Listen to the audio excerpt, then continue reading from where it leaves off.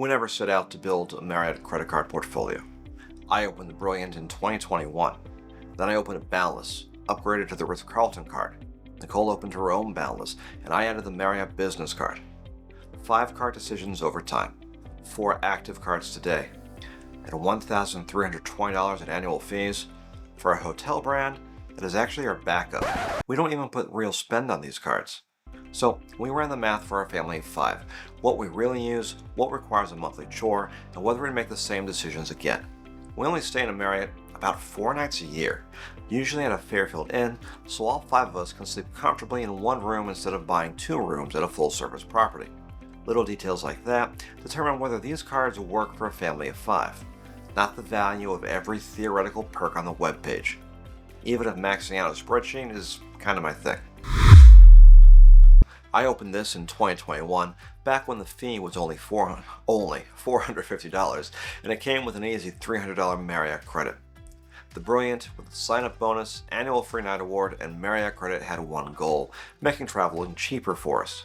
Then came the 2022 refresh, bumping the fee to $650 and turning that easy credit into a $25 monthly dining coupon book. That sounds like dead weight, but here's the guaranteed value for us. The annual $85K free night award. This year we used it for a 2-bedroom condo on Anna Maria Island that would have cost us $592 in cash. Last year, a night in Antigua worth $535. Next is conditional value. The $300 dining credit. It's a monthly chore, but we've only missed 2 months in 4 years. Between the free night and the dining credit, we pull roughly $900 in value out of this card. But what really makes the Brilliant stand apart is the upside. It gives us automatic platinum status. While the perks that come with it, like room upgrades, breakfast for 2, and late checkouts, are hard to predict on paper, they elevate our stays when they hit. There's also a basic priority pass membership. Even with a $650 fee, the math is an easy win. The Brilliant stays. But one card paying for itself doesn't justify an entire portfolio. The next question is whether each additional card fills a new job. Chase stopped accepting new Ritz applications, but did not stop product changes, so we used a Boundless as a bridge. The important part isn't the YouTube flex of holding a discontinued card, it's that this piece of plastic fills a specific gap for our family when all 5 of us travel. The Ritz-Carlton Card doesn't provide platinum status like the Brilliant.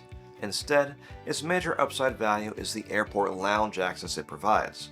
The Ritz lets you add authorized users for free, and each cardholder gets a priority pass that allows 2 guests. Now, Nicole and I can both get into the lounges, including Chase Sapphire lounges, and bring the kids along. So when all 5 of us fly together, we can all actually sit down. Like the Brilliant, the Ritz brings us guaranteed value with its own $85K free night award. For the past 2 years, we've paired these 2 free nights together. 2 nights in Antigua would have cost us $1,071. 2 nights on Anna Maria Island ran $1,184. Split that across both cards, and the Ritz's half alone is worth roughly $535 to $592 a year, money we'd have spent otherwise. The $300 airline incidental credit, however, falls into conditional value. Everyone eats out once a month, but this credit is for bag fees, seat upgrades, and in-flight purchases. We just don't fly often enough for this to be easy. Plus, the credit isn't automatic. You have to call or message Chase to get them to apply it. Last year we maxed it out. This year, well, we're still working on it. Confirmed value alone, F&A plus last year's incidental credit, clears more than $830 a year on a $450 fee. The Ritz-Carlton fights for its spot not with its ROI, but because it handles a completely separate job for our family. But can an entry-level $95 card carry its weight alongside these 2 premium cards? After dropping $1,100 on the Brilliant and the Ritz, evaluating a $95 card might seem trivial. But it doesn't matter if the fee is $650 or $95. If it's taking up space in our wallet, it has to earn its keep. We're not strangers to the Boundless. It's the exact card we use as a stepping stone to the Ritz-Carlton. But this one is Nicole's, so how does a basic $95 card justify its spot? Since it was only open in March, Boundless's value is tied to the sign-up bonus. Nicole was able to grab 4 $50K free night awards. Our guaranteed value starts with the first 2 of those certificates. As part of our family trip to New York for Thanksgiving, we'll be staying at a Spring Hill Suites for 2 nights. Retail price, $257 per night, or $514 for the stay. These 2 nights were the entire purpose of getting this card. Our itinerary had a 2-night hole we had to fill, and the Boundless filled it. And we still have 2 more awards to use. Those fall into conditional value since they're unresolved. We are going to use them, we just haven't booked the destination yet. Our conditional value also includes a $35K free night award we'll get for renewing next year. It's tempting to write off a $35K award when you're already sitting on 2 annual $85K free night awards. Don't do it. I hate burning a high value award or a ton of points on a hotel room we are only using for 6 hours of sleep. A Boundless certificate is useful because it handles the awkward night before the real trip begins, reserving those $85K awards and our points for the days we'll actually be enjoying the resort.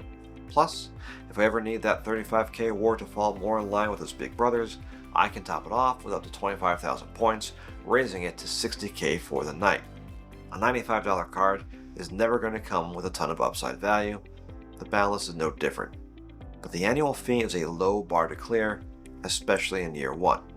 So far, the expensive cards are making a case for themselves in different ways, and the $95 card may be the most practical piece of the portfolio. This is the strange part. Marriott is our backup hotel brand, but these cards may be doing more work for our family than some programs we use more often. We're not paying Marriott fees because we want to be loyal to Marriott. We pay them because each card solves a specific problem for our family of 5. But the final card is where I have the least evidence and the most uncertainty. Quick pause. If this math is saving you from an expensive mistake, hit the subscribe button. Together, we'll keep figuring out how to take our families farther for less. Because the Marriott Business Card is the only card here that has not yet earned the right to be called a keeper. 3 cards down, $1,195 deep. Is the Bonvoy Business Card the proverbial straw that breaks my wallet's back? Honestly, I don't know. I only opened this in May. We've already earned the sign-up bonus, but we haven't redeemed the 150,000 Marriott points yet.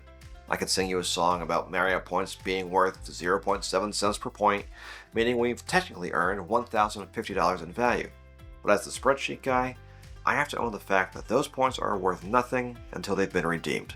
But there was a second part of the sign-up bonus that makes the entire annual fee value debate moot. A $125 statement credit. Because that credit cancels out all the upfront costs, this card is free for year 1. This card is not in our portfolio because it has already delivered. It is here because the entry cost was 0, the potential is meaningful, and now it has to prove that potential with an actual redemption.